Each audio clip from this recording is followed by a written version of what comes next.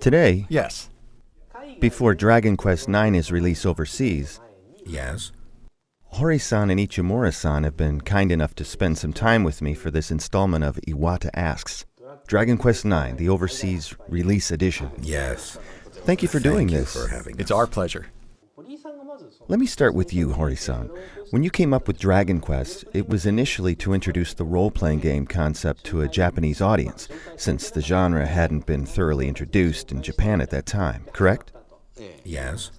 I'd like you to expand on that a little. All right. There were a few role-playing games out back then on PC, like Wizardry and Ultima. And that's right about when the Famicom was released. Since the Famicom was a home video game console, it mainly offered action games. Right. Back then, it was a big deal to play the arcade games in the comfort of your own home, to your heart's content. Right, so when I first saw the Famicom, I was really impressed that you could play those kinds of games at home. I was hooked on role-playing games back then, and I was thinking it would be a good system for role-playing games, because in the arcade you had to collect coins, spend 100 yen to play a game, Right. and things like that. But with a home video game console, you don't have to worry about those things, so I thought it would be a good system for games with no game over to worry about, making it perfect for role-playing games. And you could continue playing from where you left off at a later time. Back then, I believe we were able to store up to 64 kilobyte of game data for a software for the Famicom. Yes. At that time, we could barely pack all the elements into 64 kilobytes of memory, from the music, story, and characters to the program, you name it. And we had to trim down various elements too, but we were still able to pull it off so that the essence was still there. Wow, that was about 23, 24 years ago, and through word of mouth, almost everyone in Japan gradually became aware of Dragon Quest. People would get drawn into the game and just keep playing continuously. Why do you think this happened? Well, my simplistic explanation, for me at least, was the level up concept. The first time I'd ever experienced that was with Dragon Quest.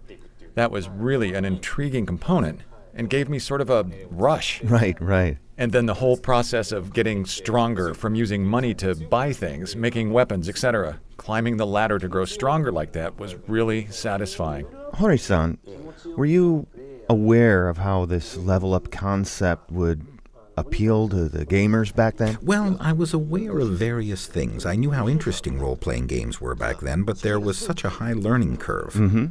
And that learning curve... You have to know all sorts of details in order to play. Exactly. So players would have to suffer through a torturous amount of explanation just to understand how to play. And role-playing games only appeal to a small bracket of people because of this high learning curve.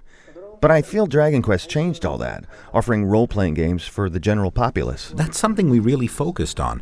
For example, 7 points would raise you up one level, and each time your character gained a level, he would clearly be stronger. Right. And we had clear objectives set up. Once you leave the town, you're told to go to an island where the Dragon King is waiting as a final boss. Other role-playing games back then had the players go wherever they pleased. But with Dragon Quest, we dared to make scenarios starting out the character with various linear objectives. Once the players had achieved a series of clear-cut objectives, gradually building up the character's strength, they could eventually venture out on their own with more freedom. Right. I think this order of gameplay was good for the series. Yeah. Dragon Quest I players were only able to use just one playable character due to memory constraints, even though I wanted to put more. For Dragon Quest II, we were able to incorporate the party play feature, but I figured a lot of players would play DQ2 without ever playing the first one. So what we did was have the players start out with one character and then search for other party members throughout the game.